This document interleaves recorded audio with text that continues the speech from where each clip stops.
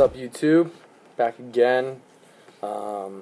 Getting some interest for the videos more towards the ends of basic training and what happens, 7th, 8th week in graduation type of stuff. So I'm going to be giving some information about that today.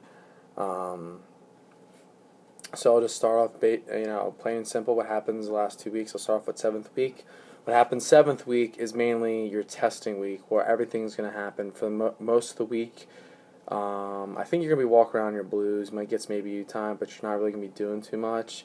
So you're going to be doing a lot of blues stuff. You're going to be doing, your evaluations. And by evaluations, there's different parts of basic where your flight gets graded as a whole, and you get graded as an individual. So one of the things that you're going to be doing is bearing and discipline test, which they check your bearing and discipline. They ask you questions and whatnot, and it's going to be random people that get pulled for that out of your flight. So just make sure you know your chain of command, the paper that they give you, all your memorization work, that line of stuff, and make sure you don't break bearing, you don't get shook. Just kind of prepare yourself for that. The other evaluations they do a dorm inspection, where they're going to check everything. They're going to pull people's lockers, and if you fail your locker inspection, you could get washed back. You could, just end up doing kitchen duty over your break week, and I would recommend making sure your locker's pretty good.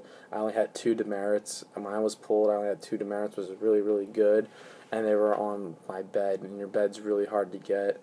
So they're going to do that. They're also going to do the fire alarm, fire drill test, grade how your flight acts during the fire drill. Just, it's their own way of doing stuff.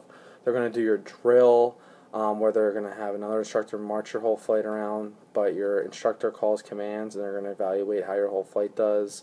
You're also going to take your test, which is more than likely going to be on the Friday of 7th week. It's 100. Oh, I can't talk about it, sorry, because I could be giving away information, but you take a test on Friday. It's the information out of your book. Your instructor's going to tell you, highlight, pay attention over the class. Like I said, just before in the other videos, just make sure that you just pay attention. If you can pay attention and remember the important stuff, you'll be fine on the test. There's going to be, your PT test for 7th week, which is going to be your final, so make sure that's the week you really push and give it 100%, because that's going to be the one determine if you take a PT test a year later or 6 months from then. So just do really good. If you want honor grad, you have to get a 90 on both the PT test and the written test. If you guys want an extra day of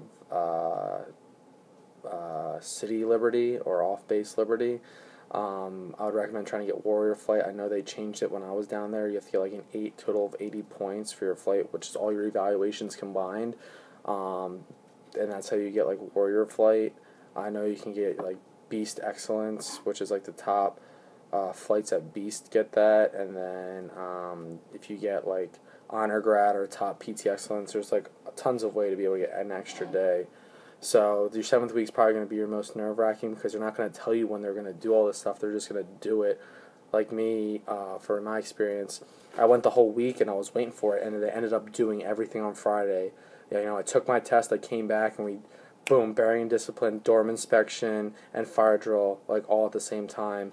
And then, the PT test, then Saturday too, just all over the place. Luckily, I passed all myself. We only had one trainee that failed. He had to do kitchen duty, but it kind of sucks. But that was an individual thing that kind of made him end up doing that. So your 8th week is just going to be out processing type of stuff. You're really not going to be doing anything. It's just preparation for graduation, and that's pretty much how it's going to be. You're not going to do anything. If you're lucky, your instructor will let you go on base, go to the shop at, and just kind of relax. As long as you don't do anything stupid, you still get up in PT, but for the most part, you're just going to like do some like base runs, sort of, just running as a flight as a whole, because you're going to do your airman's run. So that's just, there's not really a lot. They're going to do some out processing. You're going to go and put your BOPs, which is basic preference, over as you get your orders and stuff like that, and you're going to read about your job and what it specifically entails, if you're guaranteed, and you'll go from there. As it comes to 8th week in graduation, this is where a lot of people really want to know exactly what happened so they can tell their families. So what's going to happen is your families are going to get an itinerary that's going to be sent to them. I think that you send it to them during basic, if I remember correctly. And you're going to send them visitor passes. Where make sure you put down anybody that you want to come that doesn't have a common access card to get on the base. You put their name and you get all their information before you go. You're going to need like their driver's license and all this stuff. Make sure you get it. You know, their driver's license, their full name, and something else. I think you probably do it your recruiter, but make sure you get all those that you want, even if like, if they're under 18, still get them. I had brothers that came down that were under 18, and just to make sure, because they're really strict at Lackland for, since all the terrorism stuff's been going on, they really want to protect the base. So, and the airmen in it that are getting trained up. So make sure you have that. What's going to happen is Thursday morning you're going to wake up. You're going to get ready like you would do PT, but you're going to go do your airman's run. And what they did was they take it over from the old 321st complex. There's a bunch over there. You're going to run up the big bridge, run down. You're going to run by the BX, the finance building, MPF clothing issue, and it's basically a mile. It's really not that long, and it's just a line. It's a big road, so a lot of people can see it. So you're not really going to see your family unless they tell you where they're going to stand, but they're not even going to know where they're going to stand. Have them, if they want to hold a sign, they can hold a sign, they can do whatever, but that's the first time that they're going to see you. And they're going to be like, oh my God, I saw him for like a brief second, or her for a brief second. So, do your run, you rush back, you get back, you shower, clean up your room quick, get changed, and get into your ABUs. Then you're going to march over to the same spot where the parade field is. By then you'll know. You're going to stand there for a bit, and then by the order they're bringing you in, which you'll know by then, your flight, your MTI will tell you what order you guys are in, flight-wise, to be marched in. You march in, you'll do your coin ceremony. The coin ceremony is where they give you your airman's coin after graduating. I would recommend your family really being there. I think that's more important than the graduation when you're in your blues, because that's like the first time your family actually sees you and stuff, and they get to see you actually get turned into an airman. I think it's a little bit more special on my part, in my view. So after that, when you get tapped out, like after you graduate, or after you get your airman's coin, your family is allowed to come down the stands and they'll tap you out, and you can hug, whatever. Keep it like professional, sort of, but I mean, there's 800 people that haven't seen their family and their wives and stuff, so just don't make it a make-out scene in front of everybody if you're going to kiss your girlfriend or your wife or whatever. After that, I was given base liberty for the rest of the day. We didn't have to be back until like 7 or 8 o'clock. So we just went over to the Big BX, got some food. I just hung out with my family and relaxed. I was tired, the whole day. So I just kind of, relaxed for the most part, went back to the dorms. And that was it. Now Friday, what's going to happen is you're going to get up, you're going to get in your blues, you're not going to do PT, you're done with PT after that point. You're going to get in your blues, you're going to head over to, you're going to more than likely go out and do a quick run through with the parade practice. Now you're going to be parade practicing throughout BMT, but one last final run through to get it in. Your guidons and your A-flight are going to go with your instructors probably over to the field just to kind of get a heads up, or try to get a head start just to practice where they're going to be marching. I had a blue rope parade, which means that one of our blue ropes had to march us because General Welsh came down and watched us. It was right as he got changed into command, so it was kind of weird that we did the graduation parade for him when he was down there, and then now I see him all the time. It's kind of weird, but so you're gonna do the parade. It's big open field. It's gonna be hot. Any time of the year, because it's always hot in Texas for the most part. You're gonna be sweating your ass off. You're gonna be on this big ass grass field, and of course, it's dewy in the morning, so it's gonna be hot when you get there. It's gonna be humid. You're gonna do the march down this big ass bomb run, and then you're gonna go back to your spot, and finally, they march you up and do all this stuff, and you're gonna graduate, and your family can come out and see you. After that, you're pretty much base libbed. Now, they will tell you when you're on town pass, that you have to wear your blues. Wear your blues. Okay. if you wear if you wear civilian gear, don't get caught. You got to think that these instructors live in that area. They're going to see you. So unless you're just going to chill and relax and just get like food and like sleep or hang out with your family in some random place, just be careful, especially if you're going downtown, because they'll be able to pick you out, because all the airmen go down there and be like, why aren't you in blues, whatever. I've seen it happen. So you're going to get town pass right after you graduate for the most part, unless your instructor says something different. Just don't screw up, and you shouldn't have a problem.